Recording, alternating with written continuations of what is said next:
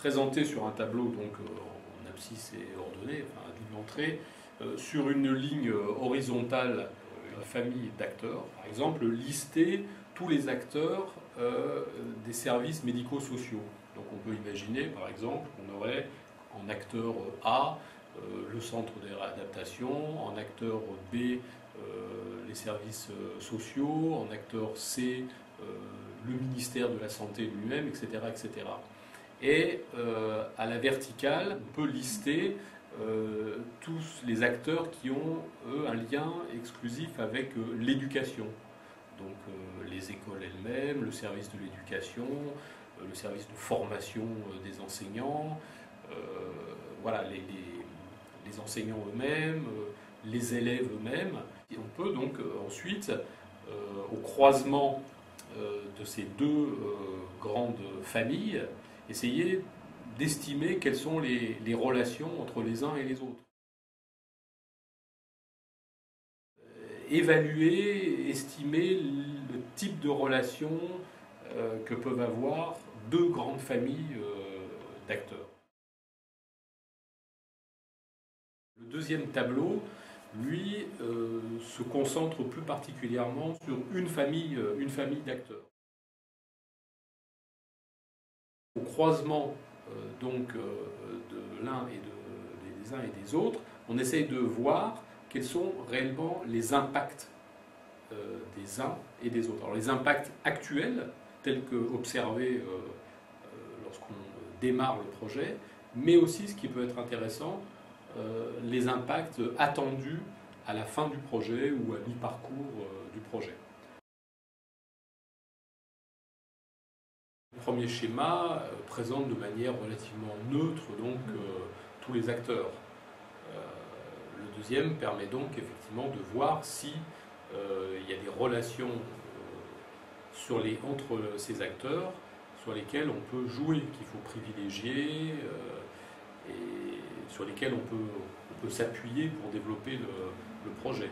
Le deuxième outil, enfin celui-ci, permet quand même d'opérationnaliser un peu plus le projet. Alors que le premier, on pourrait se contenter après tout d'une espèce de description d'une situation et s'arrêter là. Voilà ce que sont les acteurs ou les acteurs attendus d'un projet d'éducation au Cambodge.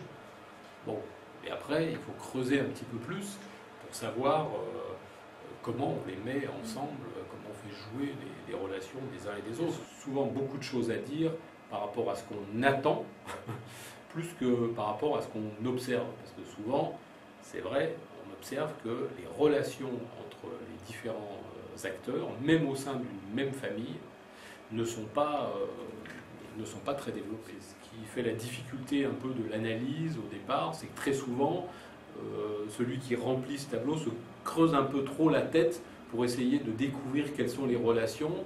Or, objectivement, il n'y a très souvent pas de relation entre ces acteurs, et c'est justement l'objectif du projet que de mettre ces gens en relation et de les faire interagir et s'influencer les uns les autres.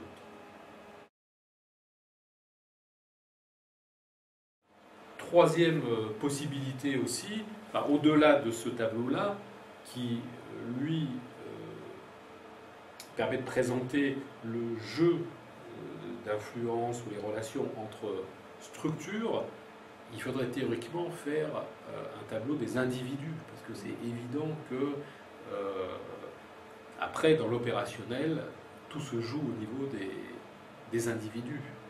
Et là, ce qui a pu être observé, c'est que très souvent, on peut remplir ces tableaux de manière un petit peu abstraite. Et si derrière, on ne met pas un petit peu de réalité humaine, bon, le projet ne peut pas concrètement être mis en œuvre dans l'ignorance en fait des caractères humains, des relations de pouvoir au sein de ces structures. Et donc ça, c'est une étape ultérieure, mais qui malheureusement ne peut que rarement être faite en atelier avec les partenaires eux-mêmes. Donc ça, c'est un travail que Handicap fait souvent, mais en interne. Hein. On se pose, l'équipe se pose et puis réfléchit sur la réalité de ces tableaux. Presque un projet dans le projet que de faire fonctionner tous ces gens ensemble et les faire fonctionner en tant qu'individus pour que leur structure fonctionne convenablement ensemble.